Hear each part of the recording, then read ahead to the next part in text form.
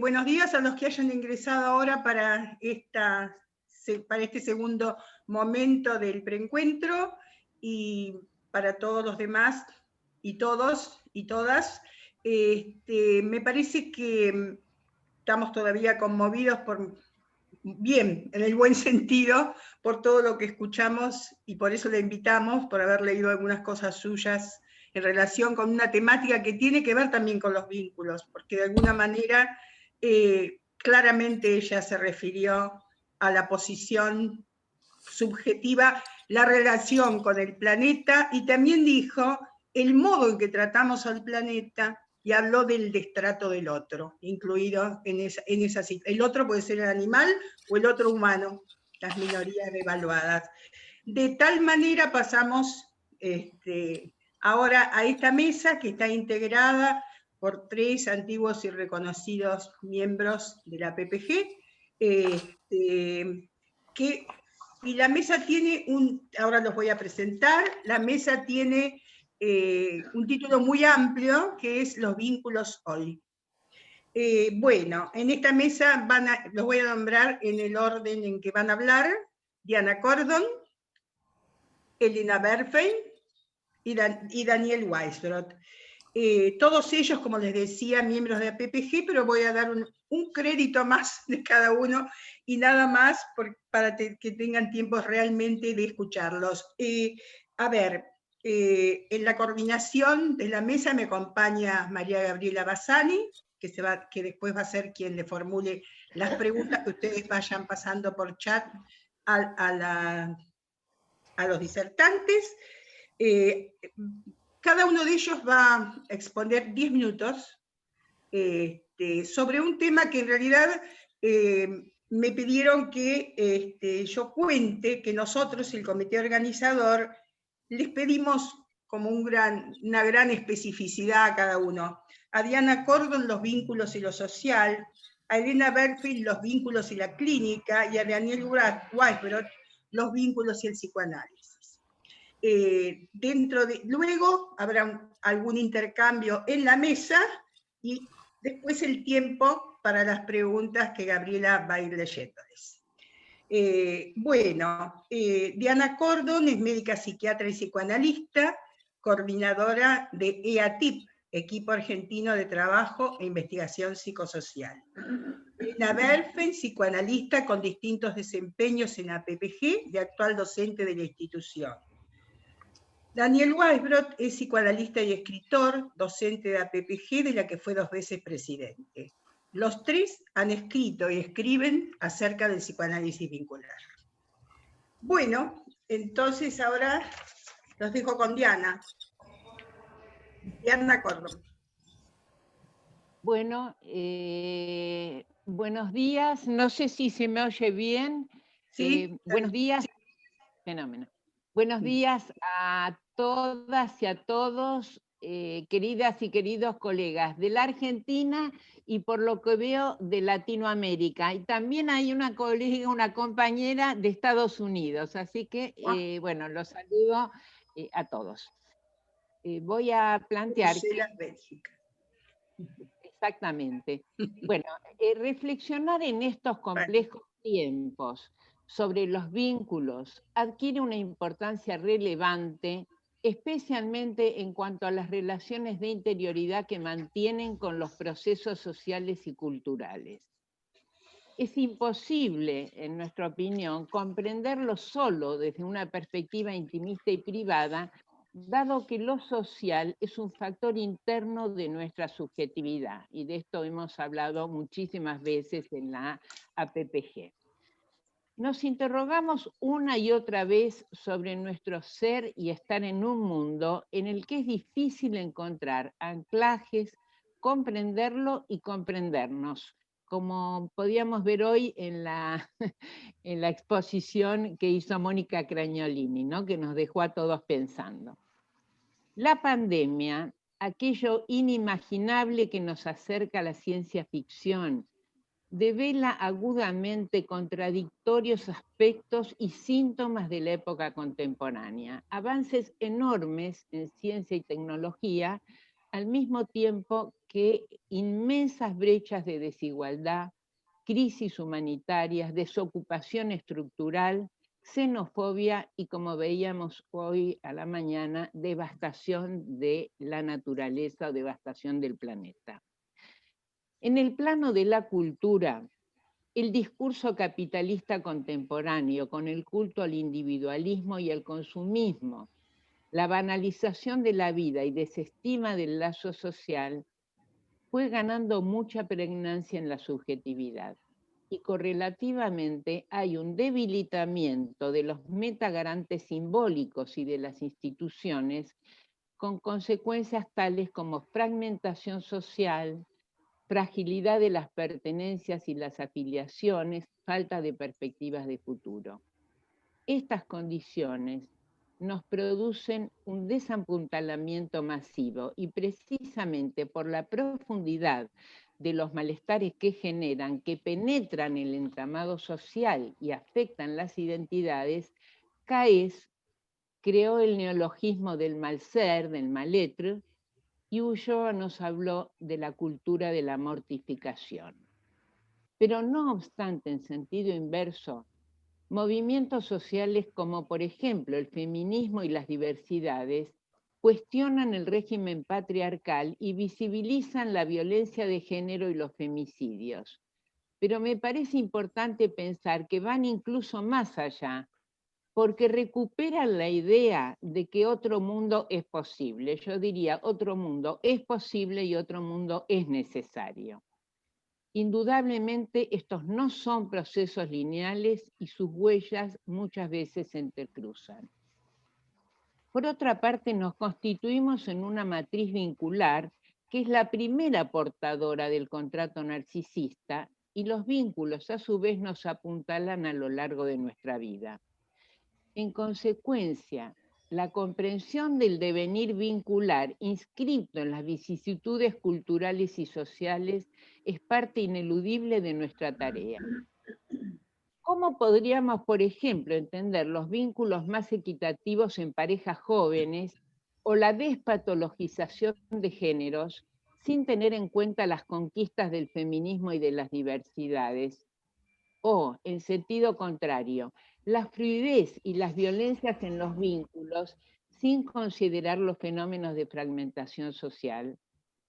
Bueno, veníamos interrogándonos sobre todos estos avatares y entramos a un 2020 que nos sorprendió con la irrupción de la pandemia y que nos enfrenta en primer lugar a nuestra propia vulnerabilidad y a los fantasmas y las posibilidades reales de la muerte.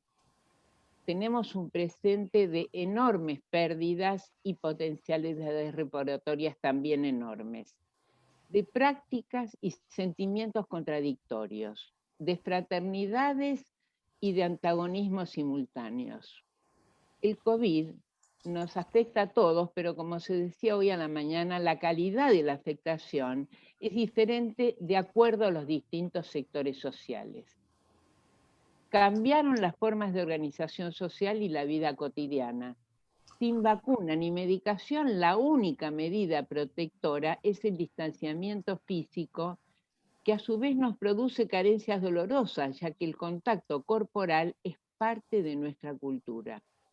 Por su magnitud, creo que la pandemia nos lleva por momentos a la dimensión de lo traumático. La genitud, de la que hablamos mucho en la asociación, siempre nos inquieta. Analizamos frecuentemente qué nos pasa con lo desconocido del otro. Si la genidad es inquietante, algo del orden de lo extra, en el sentido de lo de fuera de, nos produce vivencias de verdadera transculturación. Intrusados por un extraño, el coronavirus, nos inundan sentimientos de extrañeza, que sería rareza, extrañamiento, nostalgia por lo perdido, extranjería, crisis en las pertenencias. Sumado al efecto desestructurante de la incertidumbre, transitamos por un desreconocimiento de nuestro modo de estar en el mundo y en los vínculos. La peste del coronavirus ha puesto en cuestión certezas, fantasías omnipotentes que teníamos, como decimos ahora los humanos, modos de pensar y sentir, y ha replanteado la problemática de los vínculos. Perplejos ante la nueva realidad que nos inundó, tratamos de adaptarnos. A pesar del distanciamiento físico, estamos haciendo una experiencia concentrada de nuevas vincularidades nutrientes y apuntaladoras de nuestra existencia y que nos ayudan a tramitar los múltiples duelos que se nos plantean. Y también vínculos preformados modifican sus características. Por ejemplo, podemos compartir con compañeros de trabajo, con compañeros de estudio, vivencias que antes no entraban en el universo pertinente de esos grupos. Y saber internamente que tenemos otros nos sustrae de la angustia de la soledad y del aislamiento. Descubrimos la virtualidad como herramienta de comunicación, aunque los encuentros virtuales tienen otra densidad y profundidad que la presencia corporal. Incluso en los encuentros personales, el necesario protocolo, el uso de barbijos al modo de máscaras, generan una rara distancia perturbadora. Pero hay también otras condiciones frecuentes en el funcionamiento de los vínculos más cercanos. Por exceso de presencia o por carencia, podemos tener vivencias de atrapamiento o de desapuntalamiento. La angustia del encierro y la fusionalidad se pueden traducir muchas veces en agresiones como forma muy primaria de diferenciación. En vínculos previamente conflictivos, la situación se agudiza. De eso da cuenta el aumento de los consumos problemáticos, la violencia familiar y en casos extremos los femicidios. Problemáticas psicosociales que eran preexistentes y prevalentes en nuestro país, pero que han aumentado notablemente con la pandemia. Aparecen simultáneamente los aspectos más progresivos y los más regresivos de los colectivos humanos, porque apoyados en la pertenencia social y reconociendo a los otros como semejantes, recorren múltiples prácticas sociales y vínculos solidarios todo el país. Pero estos coexisten con acciones y vínculos violentos que revelan la interiorización del discurso hegemónico. Los otros, en estos casos, son considerados como sospechosos, enemigos y en casos extremos como objeto de descarte. Pero ahora, particularmente en estos tiempos, vivimos una compleja situación social con fuertes antagonismos. En la huella abierta por la falta de paradigmas organizadores hay una disputa por la producción de subjetividades. Se configuran sistemas de convicción sobre la base de prejuicios que entran en colisión y no como trabajo conjunto de comprensión de los problemas que nos interpelan. Y se da una situación paradojal, que así como en las microcomunidades, en muchas de ellas, hallamos frecuentemente vincularidades novedosas y protectoras, en la escena pública reaparecen fracturas que afectan el entramado social y debilitan las funciones de protección y de meta garante que debe cumplir el Estado. El atravesamiento del problema sanitario por la conflictiva política con la sobreestimulación mediática, la inevitable crisis económica y el paso del tiempo incrementan sensaciones de desamparo, angustia, irritabilidad, agobio. Ciertos discursos por parte de quienes tienen posiciones de privilegio ejercen violencia simbólica, operando sobre ese malestar social y refuerzan el sentido común en su aspecto más conservador y alienatorio. La reducción del tema sanitario a una cuestión de libertades individuales me parece que desestima que el cuidado asumido colectivamente es un verdadero ejercicio de libertad. Aparecen también, y en este caso de manera espontánea, respuestas grupales defensivas. Se configuran microcosmos cofradías que construyen ideas y microcreencias e instalan alianzas, pactos y conductas. Producen así interpretaciones propias acerca de la cuarentena y la pandemia que habilitan transgresiones riesgosas para sí mismos y para otros. En fin, el futuro es incierto, pero sin duda habrá cambios sociales y culturales. La pandemia produjo enormes pérdidas y profundas heridas y nos obligó a renuncias que las sobrellevamos mejor si están inscritas en un marco de sentido. Pero como todas las experiencias críticas, siempre decimos que también es posible dar lugar a lo novedoso. ¿Podremos crear redes sociales y vinculares que construyan un nosotros que tolere las heterogeneidades y las tensiones singulares? Según el modo en que transitemos esta crisis, podremos o no producir actos performativos a favor de una sociedad más justa y de vínculos más plenos. Encontrar caminos esperanzadores implica apelar a la creatividad, pero también a la voluntad personal y colectiva de transformación. Bueno, hasta acá. Gracias, Diana. Le damos la palabra a Elena, entonces. Bueno, buenos días. Un placer compartir con todos y todas este espacio, donde yo me voy a referir, como dijo Cristina, a los vínculos en la clínica. Donde, bueno, yo pienso en una clínica que parte de considerar el entramado sujeto, vínculo, cultura, ¿no? Donde desde ahí resulta ineludible incluir lo inédito, darle lugar a la multiplicidad de sentidos que el encuentro entre los sujetos del vínculo terapéutico habrá de producir en un determinado contexto. Al respecto, me resultó muy interesante la propuesta de Radmila Siguris, una psicoanalista nacida en Serbia, formada en Francia, que en su texto Después de Lacan, llamado Después de Lacan, y con una mirada puesta en la subjetividad del analista, se refiere a que la relación terapéutica se desarrolla en un territorio. Ese territorio abarca a todos los que participan de esa relación. Esa idea alude a la confluencia de analista y pacientes en un mismo espacio-tiempo, en un encuentro, por supuesto, no anticipable, que deja sentir sus efectos en cada uno de los sujetos de ese vínculo. Desde un tal posicionamiento, diríamos entonces que el analista se ubica en el lugar de un prójimo, entendido como la expresión de la paridad emergente del lazo social que lo entrama con sus pacientes.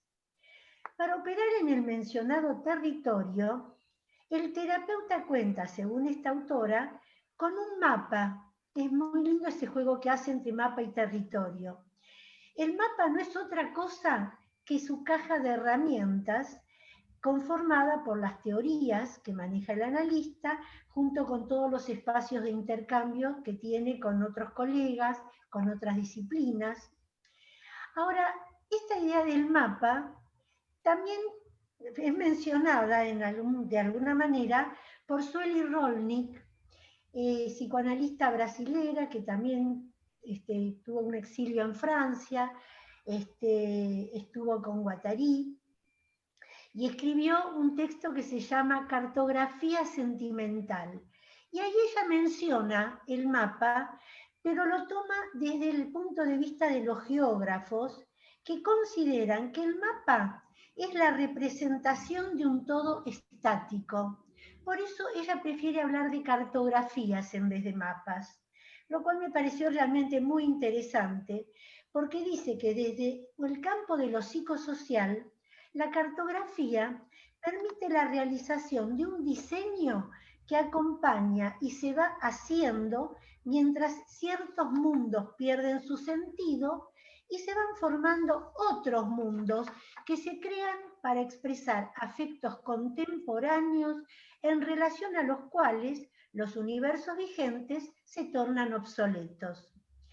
Este concepto, perdón, de ir cartografiando el paisaje situacional de las sesiones resulta afín con una clínica psicoanalítica vincular enfocada en la inmanencia del encuentro que se produce entre el analista y el caso por caso. Encuentro en el que juntos y en el cada vez van diseñando el universo a habitar. Ahora, si de pensar en la inmanencia situacional se trata, resulta ineludible que nos conectemos con esta singular actualidad en que todos, sin distinción, estamos siendo atravesados por esta pandemia planetaria del COVID-19 y cuyo impacto, como no podría ser de otro modo, también se hizo notar en nuestra clínica. Resulta insoslayable en nuestro quehacer la inclusión de los sucesos socioambientales vigentes que a su vez brindan un escenario propicio para la inefable implicación subjetiva del analista y una verdadera puesta a prueba de su posición abstinente. La obligatoriedad del distanciamiento físico al que nos condujo esta pandemia nos llevó inmediatamente a la suspensión de los tratamientos presenciales, lo cual trajo aparejado, sin posibilidad de planificación previa, modificaciones en el encuadre y en los dispositivos de trabajo que veníamos ejercitando. Hubo que apelar a un pensamiento desconstructivo de conocidos montajes para dar lugar a creativas aperturas. La continuidad de nuestras prácticas requirió de la implementación de variadas plataformas digitales, ya que quedó sujeta a los formatos online de modo exclusivo y ya no eventual, como se venía dando en algunos casos antes de la irrupción de este virus. Plataformas como Skype, WhatsApp, Zoom, videollamadas, teléfonos, etcétera, pasaron a ocupar un lugar protagónico en la escena clínica, dando lugar a nuevas reglas autoorganizadas y a la coparticipación entre analista y pacientes de la construcción del dispositivo. En más de una ocasión, incluso, para poder llevar adelante la sesión, son los pacientes los principales agentes de instrumentación de la plataforma a implementar y o de la resolución de los variados inconvenientes técnicos que suelen presentarse, como también de modificaciones y o ajustes en el encuadre que se van produciendo por cambios eventuales que se les plantean por distintas razones que tienen que ver con la vida diaria y doméstica, ¿no? Como de pronto la necesaria inclusión de un hijo o el cambio de horario que se tiene que plantean por algo que le surgió casi sobre el horario de la sesión, y son todas situaciones que obviamente estamos contemplando, al menos yo las contemplo. En mi experiencia, no todos los pacientes respondieron de igual manera al cambio de presencialidad por virtualidad. Algunos, los menos en realidad, muy pocos por cierto, por motivos resistenciales, optaron, por ejemplo, por suspender transitoriamente el tratamiento. Qué sé yo, alegando cuestiones tales como no me veo hablándole a una pantalla, lo mío no es la tecnología, yo necesito el cara a cara. Bueno, y quedó suspendido por ahora. En cambio, otros, aun cuando las condiciones de entorno no siempre resultaban del todo favorables para la realización de las sesiones, se las ingeniaron para generarse espacios de privacidad, ya fuera en un auto, ya fuera en la terraza o aún en el baño teniendo la sesión, ¿no? Como que bueno, esa fue la única manera que encontraron de poder tener un espacio privado para poder desarrollar la sesión. También hubo quienes encontraron en esta nueva modalidad facilitadas a tal punto sus posibilidades para la realización del trabajo analítico, al punto de proponer la posibilidad de continuar así después de superada la pandemia. Así que bueno, veremos qué pasa. Hoy Mónica nos hablaba de la expectativa de no volver a la llamada normalidad, entre comillas, que prevaleció previo a la pandemia.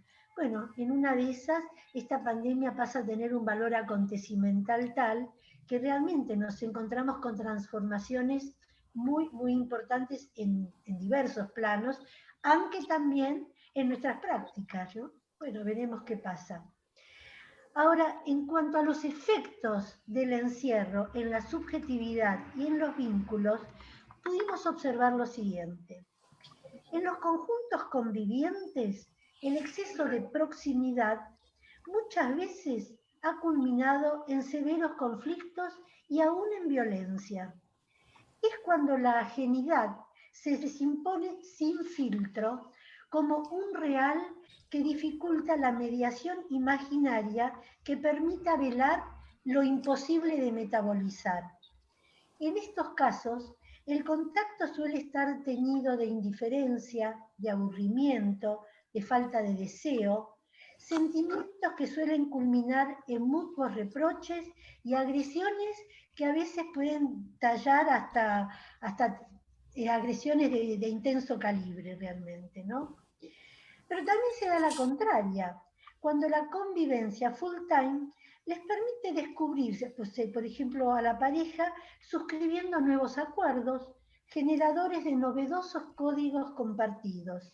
Porque al disponer de otro manejo del tiempo, de pronto la pareja se descubre compartiendo de forma conjunta, como nunca había podido ocurrir antes, la atención de los hijos, los quehaceres domésticos, disfrutando de pronto de momentos de esparcimiento que antes aparentemente totalmente abrumados por una cotidianeidad que les dejaba muy poco tiempo para el estar juntos, y así se sienten partícipes de una nueva forma de lazo que, a la vez de producirles gran placer, también les permite conectarse de otro modo con sus respectivas diferencias, cumpliendo así con la ineludible exigencia del trabajo psíquico requerido como para poder albergarse mutuamente.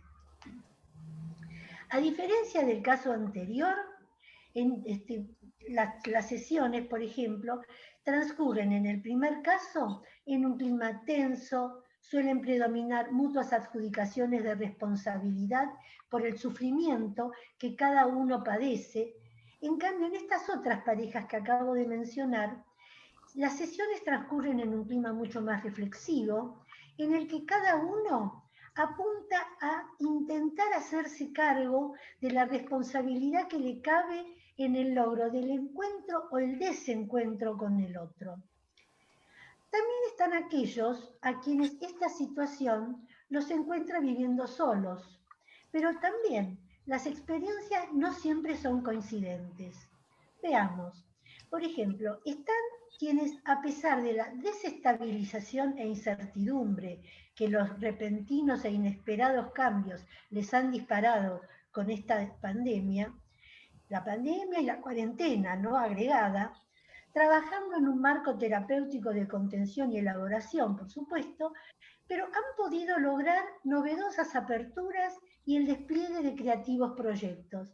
Así nos encontramos con pacientes que de pronto han logrado disponer de un espacio de la casa para, por ejemplo, empezar a dar clases de algo, yoga o artesanías o pintura, o de pronto recurrir a habilidades que puedan tener en la gastronomía y armar viandas como para venderlas online por vía delivery.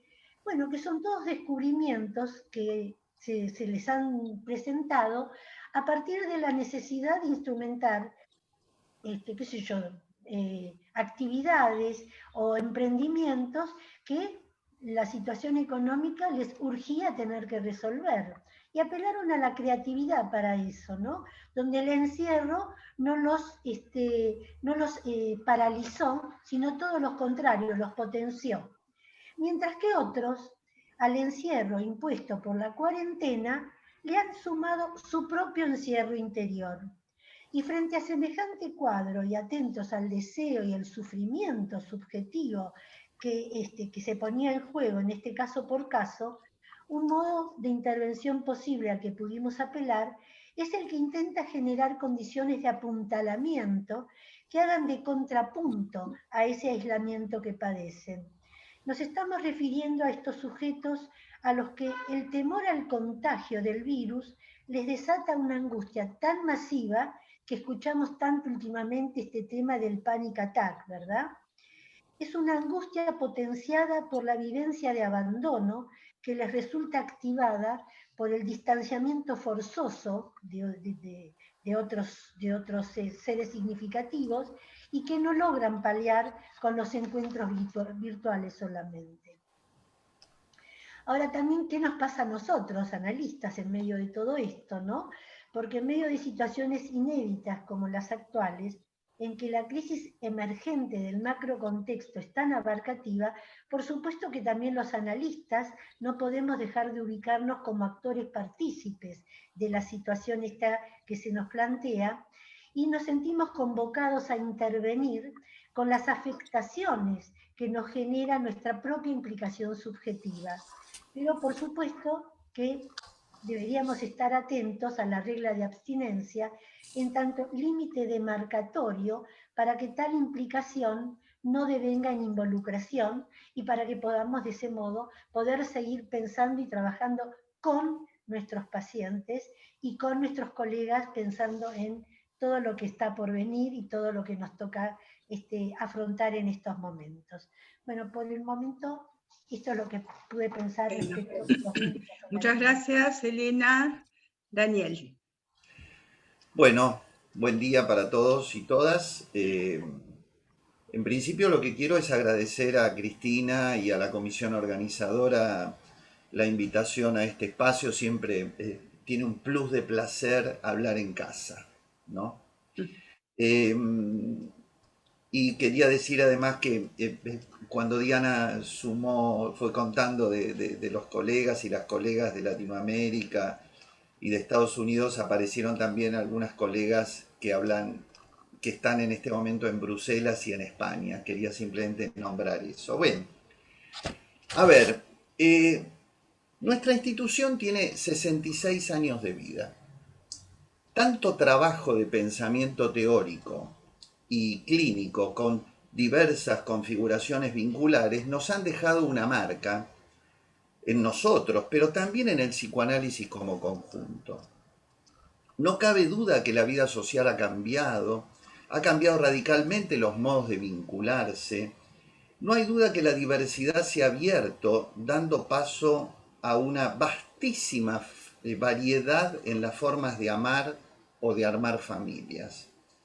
Y el psicoanálisis no puede quedar inalterado ante tamaña transformación.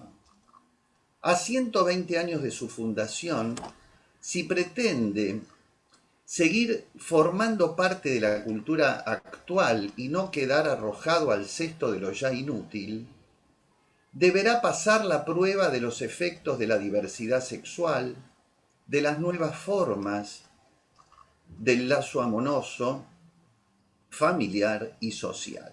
Para dar muestra de su vitalidad, tendrá que desprenderse del lastre y trabajar sobre lo que permanece y lo que ha cambiado inexorablemente, aún en lo que permanece.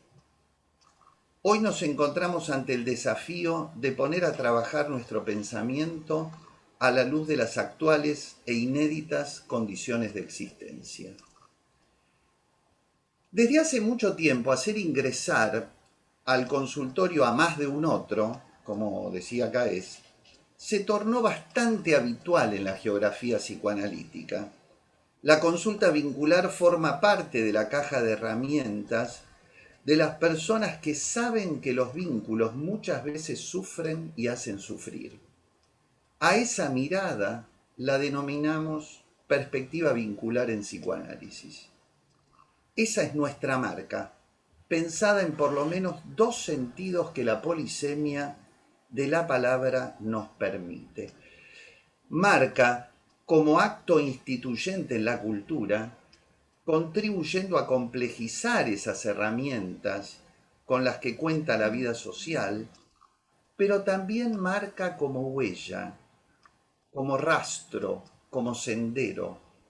Ahí es donde se revela el despliegue de la perspectiva vincular que crece y se disemina en una vastedad de lugares de prácticas y de pensamientos. Así que quiero proponerles, a la manera de un juego, hacernos una serie de preguntas, que sería, ¿qué descubrimos? ¿Qué jerarquizamos? ¿Qué inventamos? ¿Qué conjeturamos? ¿Y cuáles son los desafíos pendientes? Por ejemplo, descubrimos que no hay manera de permanecer idéntico a uno mismo después de haber pasado por una situación de encuentro. Que no hay forma de permanecer inalterable al otro. Que la transformación subjetiva no es una decisión teórica, sino un efecto subjetivo inevitable. Que el encuentro con el otro altera, transforma, destituye verdades e instituye novedades. Que esa afectación genera transformaciones en la subjetividad más allá de toda coagulación identitaria. Eso no implica, desde luego, la inexistencia de marcas subjetivas que permanecen, siempre en tensión, en el incesante devenir sujeto. Descubrimos también, y fuimos teorizando de diversas formas a lo largo del tiempo, que si no hay uno sin otro, el vínculo se sostendrá en alianzas inconscientes que serán fundantes de una estabilidad incierta, de un equilibrio inestable, que da cuenta de un fluir más que de un estanco, de un devenir más que de un haber llegado. También descubrimos que la presencia del otro en los dispositivos vinculares constituía un tope para los sujetos de ese vínculo. Comprendimos que esa presencia excedía notablemente las representaciones que un sujeto tenía del otro o de los otros.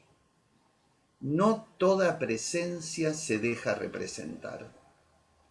El descubrimiento de la dimensión de ajenidad, agenitud, decía Diana, de aquello irrepresentable, amplió enormemente la oscuridad que teníamos respecto a la otredad, oscuridad soslayada por la pretensión siempre presente de saberlo todo. El otro, como semejante, muchas veces ilusionado como idéntico, pero en verdad diferente, hasta hacer estallar un conflicto tras otro, ajeno hasta el hartazgo, eludiendo todo el tiempo con su presencia y su novedad la necesidad humana de sentir que sabemos de ese otro, que lo podemos representar. Bueno, algo de todo eso descubrimos, pero también jerarquizamos. Por ejemplo, a partir del malestar en la cultura, la idea de que no se puede formar parte de un conjunto sin renuncia pulsional, que para pertenecer a un vínculo, cualquiera sea, habrá que saber que algo va a quedar afuera, que algo no va a ser posible, con la acuciante paradoja de que al mismo tiempo que queda afuera de los posibles de ese vínculo, también queda dentro. Sabemos lo que cuesta hacerle un lugar a esa renuncia y cuánto del trabajo de la vincularidad se despliega en la necesidad de lograrlo. Entonces, jerarquizamos también la vincularidad por sobre el sujeto solipsista que intentó construir una visión del psicoanálisis que abogó por un sujeto dotado de un aparato psíquico clausurado en el Edipo. No hay clausura, no hay verdad. No tenemos más que retazos y la incertidumbre debe ser aceptada como un real más en nuestro horizonte. Aceptar que nos movemos a través de mapas inciertos, como decía Elena, con cartografías precarias, nos exige dar cuenta conceptual, práctica y éticamente de nuestros movimientos clínicos. Lo que no aceptamos de ninguna manera es transformar al psicoanálisis en una serie de intervenciones cliché que nos acomoden el consultorio en una rutina fácil, pretendiendo saber ya qué decir, cuándo y cómo, más o menos siempre de la misma forma. Entonces dije, descubrimos y jerarquizamos. También fuimos conjeturando algunas conceptualizaciones sobre vínculo y sobre ciertas formas del sufrimiento para poder dar cuenta de por qué inventamos dispositivos clínicos de atención que diversificaron los modos canónicos que el psicoanálisis individual había instaurado. Conjeturas sobre ciertas formas del sufrimiento. Sufrimos por nuestra condición humana, por nuestros modos de estar en el mundo. Freud describe un modo de habitarlo que incluye el sufrimiento como uno de sus avatares y que muchas veces son la fuente inmediata de las demandas de análisis. Quienes consultan lo hacen porque algo les fracasa en su posicionamiento subjetivo o porque algo de su deseo está perdido en una maraña intersubjetiva que no saben cómo se ha construido y qué participación tienen en eso que les pasa.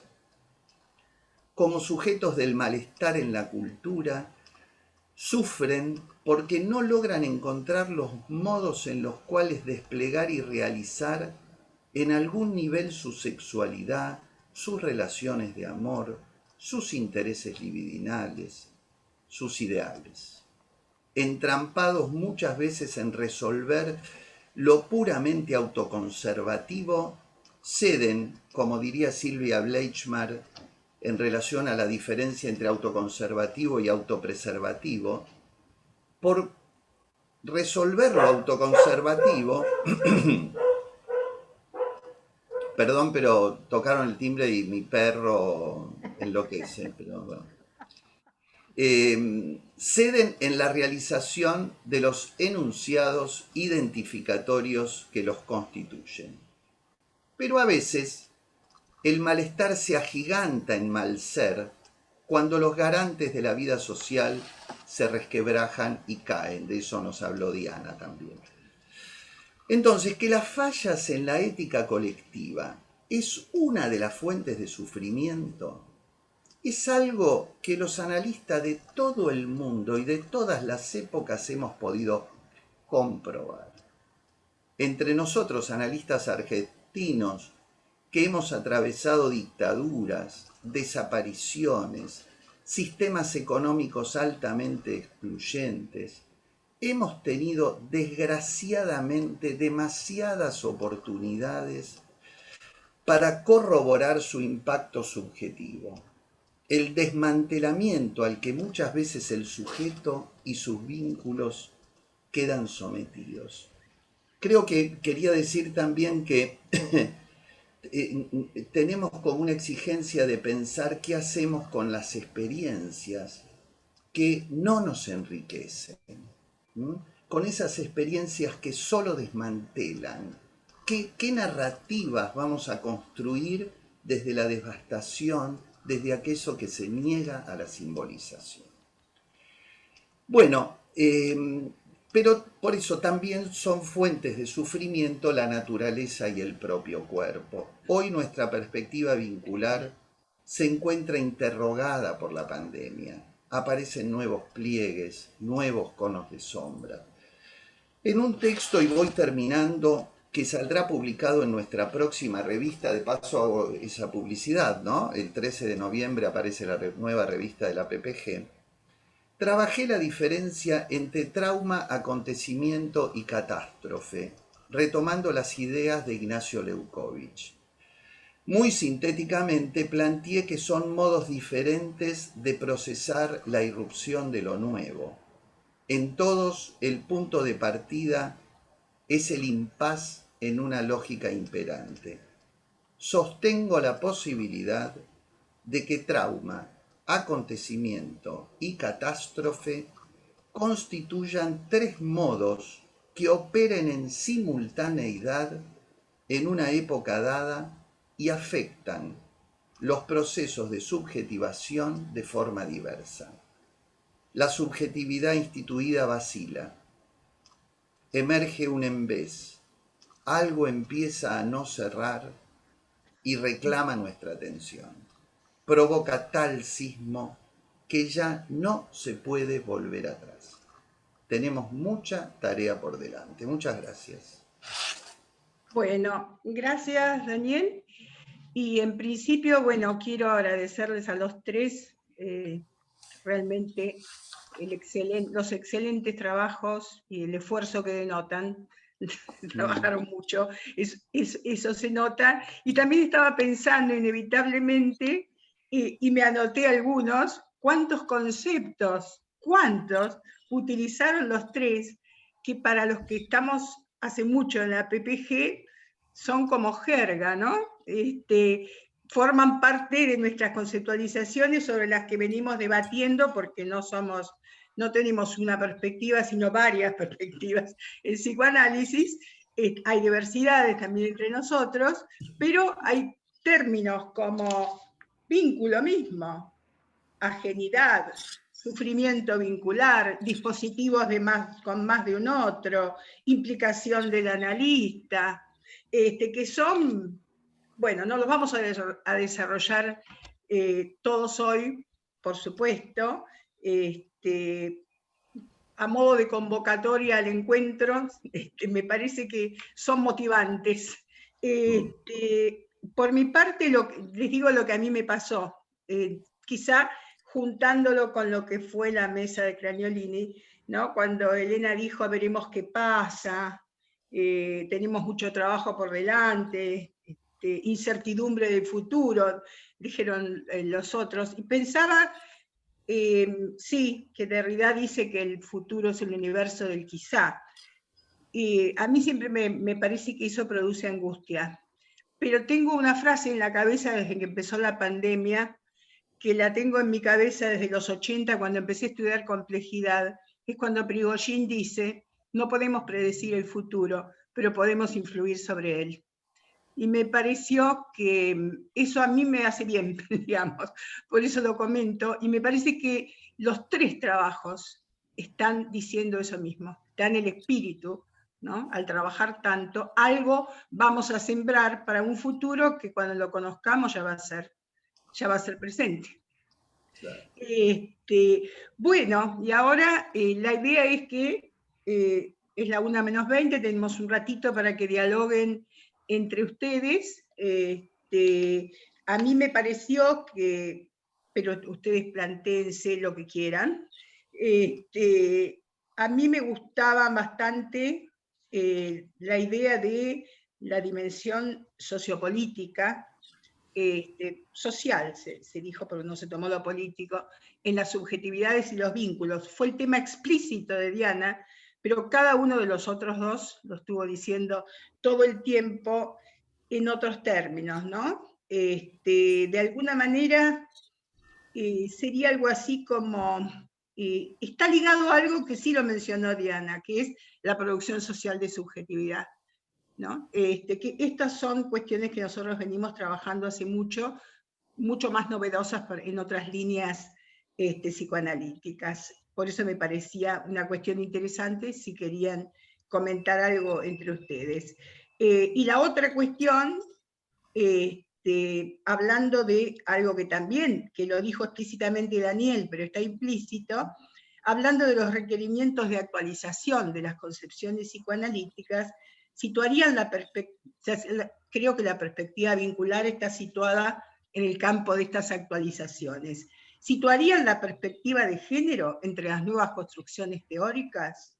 Pensar en nuevos lazos amorosos, familiares, sociales, no implica otras feminidades y masculinidades, junto al pasaje a primer plano de otros géneros, dentro del cuestionamiento de las atribuciones de género patriarcales.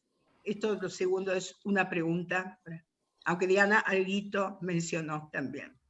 Lo dejo ahí, los dejo a ustedes.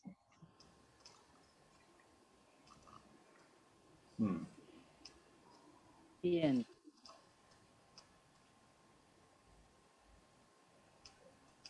Dale, Diana. No, dale, Diana. No, yo en realidad tenía varias cuestiones que quizás, voy a tomar dos cuestiones que yo interrogaría a Daniel y a Elena. Una de ellas, que me parece que nos es muy cara a muchos, que es la idea esta de los enunciados identificatorios y de lo que sería la autopreservación y lo autoconservativo en el planteo de Daniel. Y digo porque a mí, yo que estaba muy impactada a raíz de la pandemia, porque me parece que la pandemia muestra muy claramente este conflicto entre lo autoconservativo y la preservación, lo autopreservativo. Y quiero dar un ejemplo de esto y ver qué opinás vos, Daniel, que sería de gente que es macanuda, fenómena, etcétera, pero que en función de la angustia por los contagios pone un cartel en el ascensor criticando o pidiendo que se muden los trabajadores de la salud que viven en ese edificio y siguen trabajando digamos, en relación a la pandemia. Esto ha ocurrido muchísimo y a mí me parece que, bueno, tiene algo que ver con esto que vos planteabas, Daniel. Y quería preguntarte a vos, Elena, digo, aunque estamos los tres dando, porque cada uno tomó cosas diferentes, pero los tres estamos en los tres ámbitos, digamos, por decirlo de alguna manera. Quería preguntarte cómo te planteas el problema de la neutralidad, entre comillas, porque digo desde ya para mí no hay neutralidad posible, ya cuando los pacientes nos están viendo en nuestra casa o cuando entran a nuestro consultorio, para mí se acabó la neutralidad, pero de cualquier manera, quería ver qué pensabas vos respecto del tema de la neutralidad y la en estas condiciones particulares de la pandemia. Y por último, plantear que me parece que en las tres intervenciones tenemos en común la idea de que del conflicto entre lo que es una huella identitaria, por decirlo de alguna manera, que rescatamos que hay huellas identitarias, pero cómo los sujetos nos conformamos y cómo estamos abiertos a múltiples identificaciones a lo largo de la vida. Me parece que ese, digamos, es un elemento en común que tenemos los tres cuando en los planteos. Bueno, hasta ahí.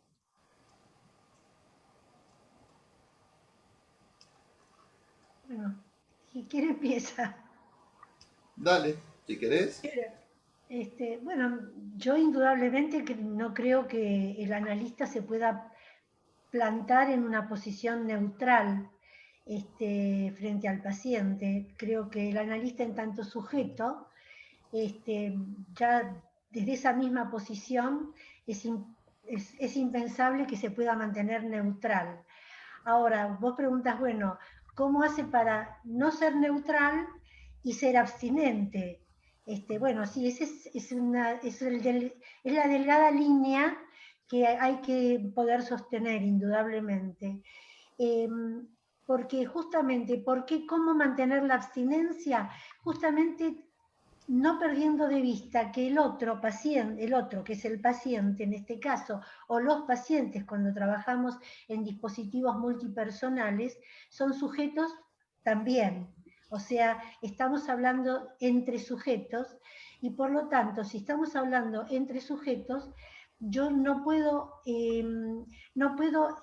¿cómo puedo decir? Como traspasar la línea de lo que no me concierne, porque ya entraría en lo que es el mundo subjetivo de del otro, con lo cual de alguna manera podría estar como entrometiéndome en un tema gozoso que hace más a mi curiosidad o a mi propio goce, más que a una escucha abstinente, a una escucha que te limita precisamente a escuchar el discurso del otro, no contaminado en la medida de lo posible, y estar atenta para que así sea, con lo que pueden ser mis propios prejuicios o mi propia ideología o mi propia posición subjetiva, digamos, ¿no?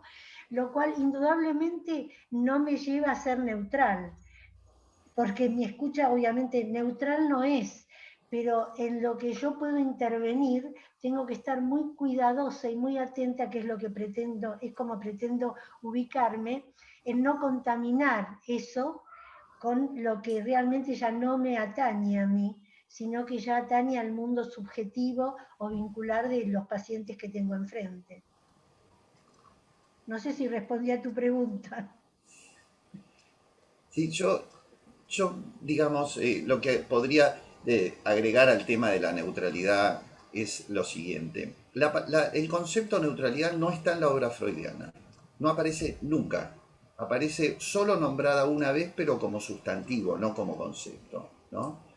Me parece que a través de la idea de neutralidad se pretendió acallar al analista. Y me parece que conservar la idea de abstinencia tiene, como dijo Elena, más que nada esa idea de no usar al otro como objeto del propio goce y que ahí se presente otra cosa. Pero quería retomar también lo de que decía Diana respecto a la autopreservación. Miren, ustedes conocen el librito de Silvia Bleichmar, librito porque es chiquito, digamos, pero es un gran libro, Dolor País.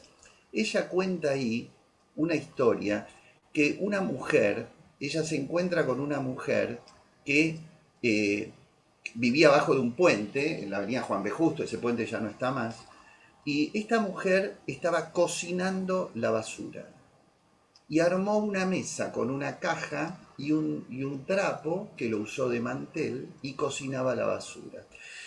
Y ella decía que ahí se notaba la diferencia entre autoconservación y autopreservación.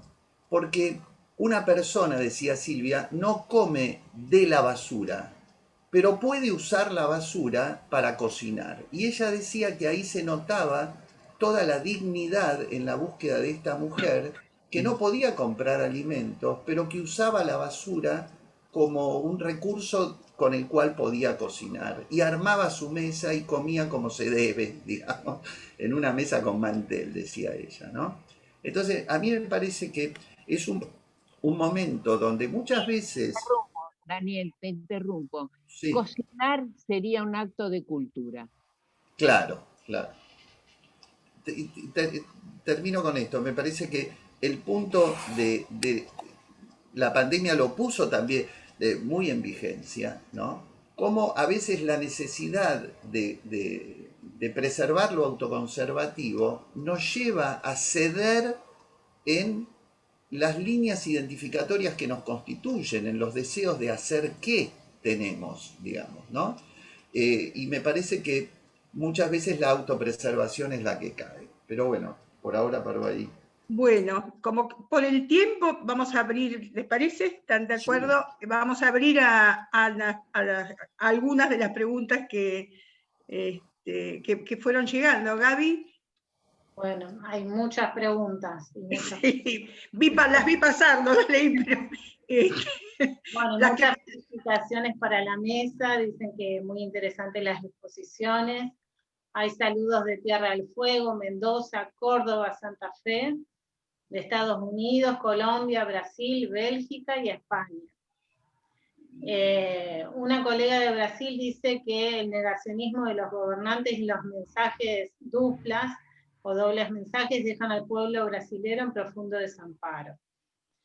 Y después alguien también dice que la pandemia puso en evidencia que lo colectivo y lo personal van muy juntos. Para Diana, una colega pregunta si podrías ampliar a qué te referís con la lucha por la producción de la subjetividad. Bueno. Para Elena, hablan de las dificultades ante las pantallas por parte de algunos pacientes y se podrían llamar también resistencias. Después también nos preguntan, dicen, como una reflexión, si la pandemia representa la catástrofe de no poder nominar la experiencia subjetiva que se nos presenta, ¿qué modalidad tendrían que tener nuestras intervenciones a la hora de significar aquello tan ajeno y novedoso? Es decir, cómo abordar lo caótico en términos de posibilidad. Y la última, que plantea otro colega, es, dada la significativa primera plano de los sueños en la clínica individual actual, ¿qué lugar piensan que estos ocupan en la actualidad clínica vincular en pandemia? Fui haciendo un recorte de algunas preguntas. No sé quién, algunas fueron con nombres, otras en general. ¿Quién quiere empezar de los tres? Yo empecé antes, Aquí ahora. Yo puedo empezar. Preguntando, ahora tenés que contestar. Empieza Daniel. Yo puedo empezar, no hay problema. Respecto de alguien preguntó sobre intervenciones respecto digamos, de lo catastrófico, ¿no? Es decir, si nosotros pensamos, yo quise señalar fuertemente que hay situaciones que, como dije antes, no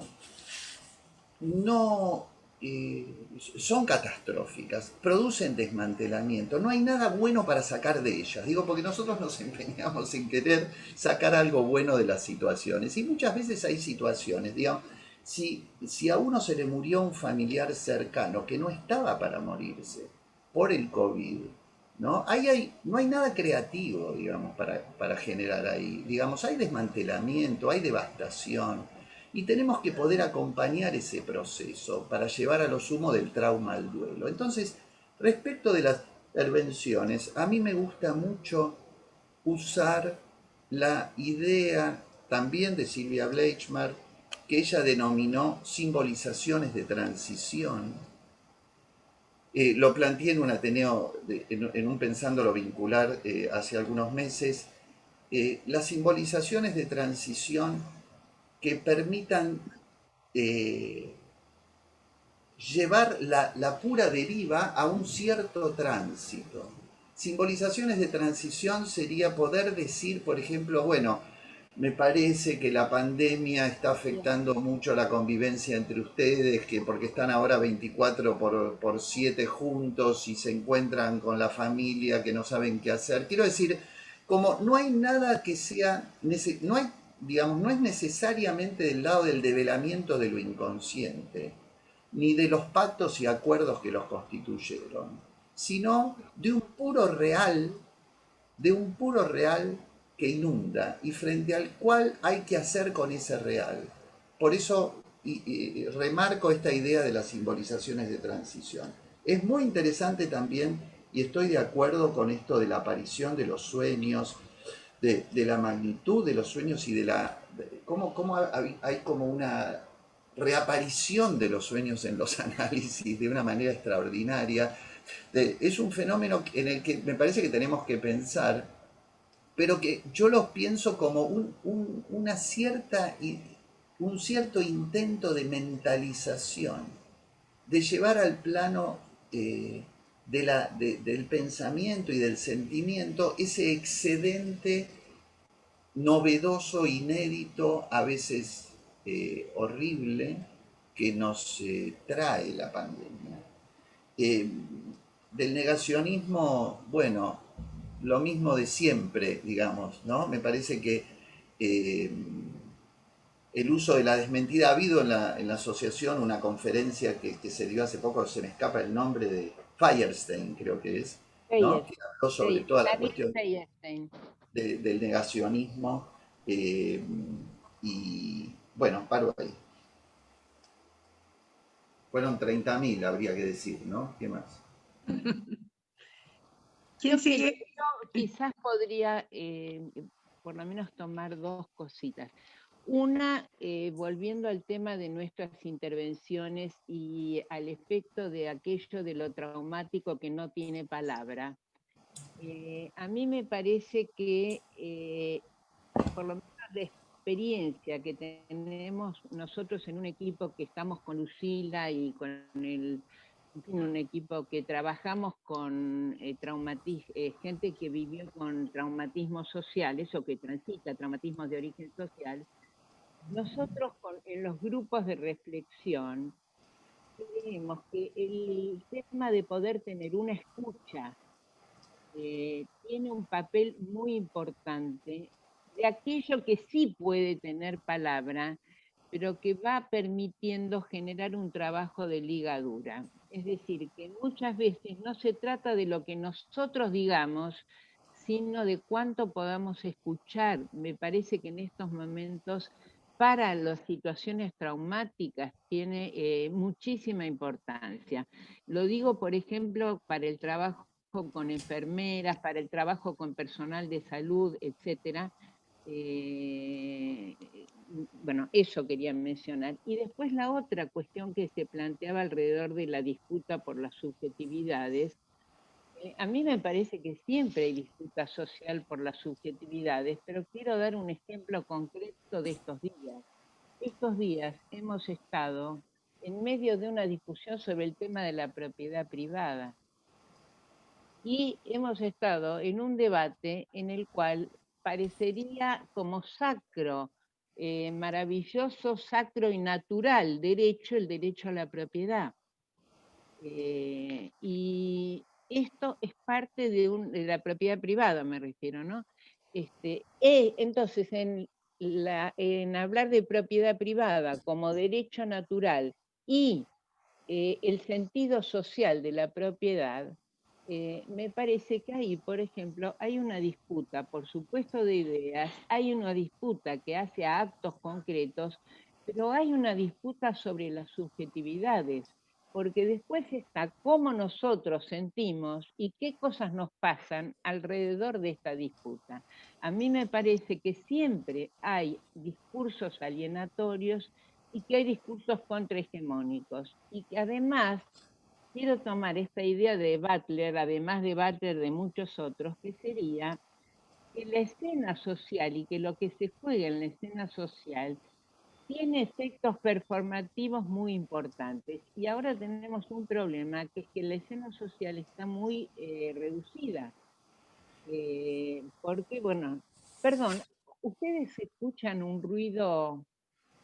No, te escuchamos bien. No, te escuchamos. Yo escucho, tengo como un ruido, por eso les preguntaba. Bueno, decía que me parece que muchas veces hay discursos dominantes que son contestados desde prácticas sociales contrahegemónicas, como ocurrió, digo, para decir rápidamente, con el caso de los desaparecidos, etcétera.